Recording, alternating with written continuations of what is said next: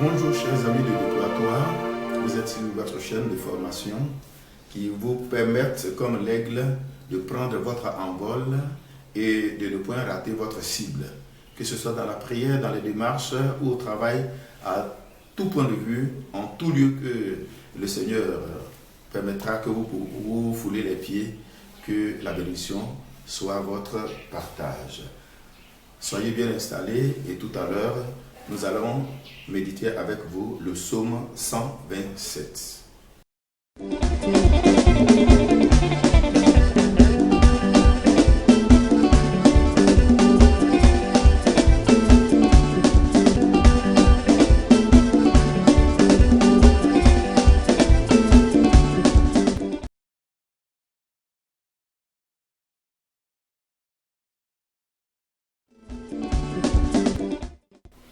Pour vous qui nous prenez en marche maintenant, bonjour à vous, vous êtes sur Déploie-toi.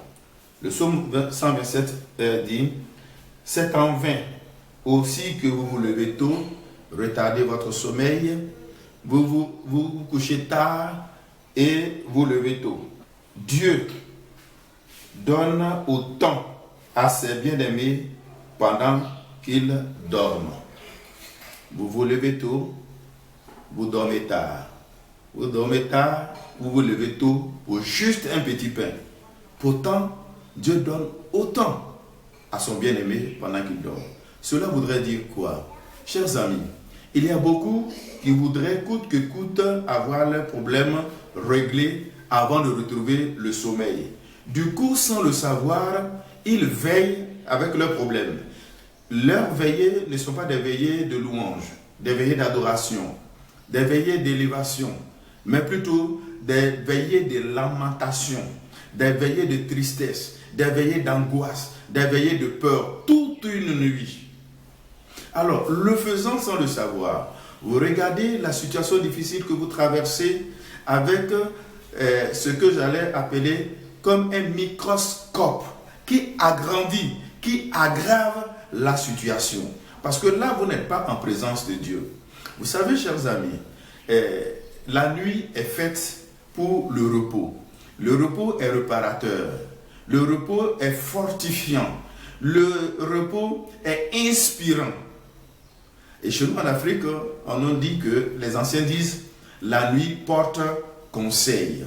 Quelle qu'en soit la situation que vous traversez, chers amis, faites votre petite prière et cherchez à vous reposer et par la suite, laissez-vous entraîner dans le sommeil. Car dans ce sommeil-là, vous donnez alors le signal à l'Esprit de Dieu, à l'ange de Dieu, qui est chargé de veiller sur vous, qui est chargé de présenter vos demandes à la face du Seigneur, en présence du Seigneur et de la cour céleste, se chargera du reste. Parce que vous ne pouvez pas tout faire. Il y a des situations où la solution est purement spirituelle. C'est du spirituel que ça se matérialise. Et si vous vous attardez sur le côté humain, sur le côté matériel, ça peut ne jamais arriver. Et c'est pour cela que je m'avais jusqu'à vous dire, le sommeil est aussi une forme de prière. Parce que par un bon sommeil, on peut retrouver la guérison, on peut retrouver la restauration, on peut retrouver l'inspiration pour que le lendemain, on soit sur de bons pieds pour avancer.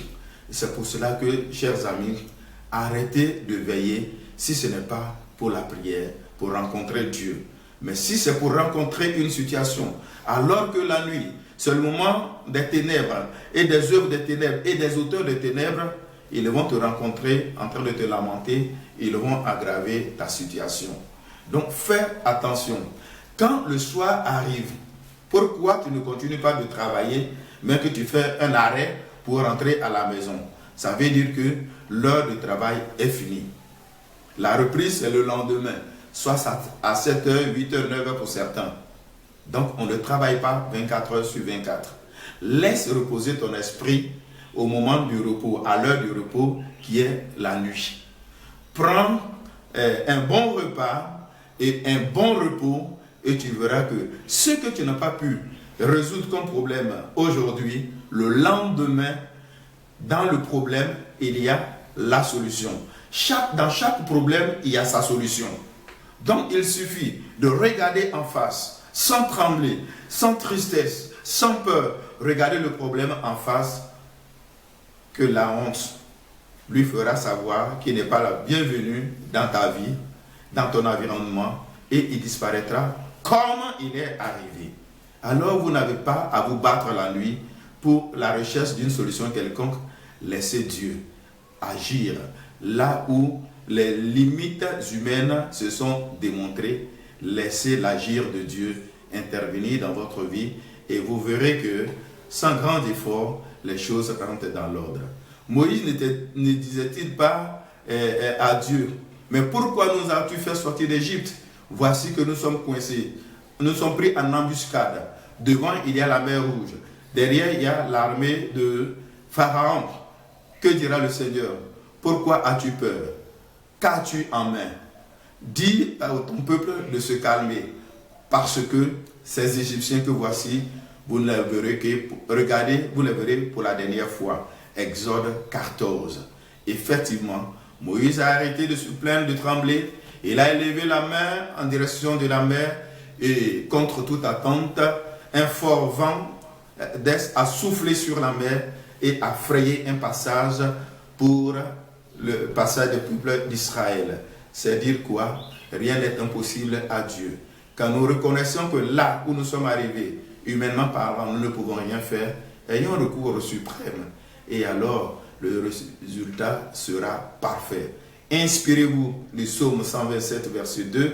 Inspirez-vous de Exode 14, l'épisode Moïse et ses frères, l'agir de Dieu, l'obstacle, mer Rouge, l'armée de Pharaon. C'était à l'époque l'armée la plus puissante au monde face à un peuple désarmé, mais qui a triomphé.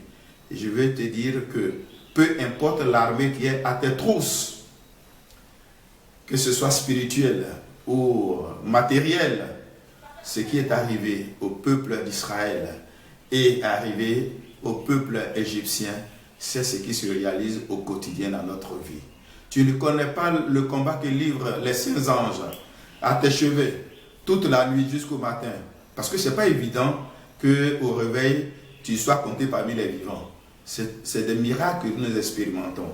Approfondis ta relation, approfondis ta conscience de Dieu et tu verras que les portes vont s'ouvrir d'elles-mêmes. Que Dieu te bénisse. À la prochaine vidéo.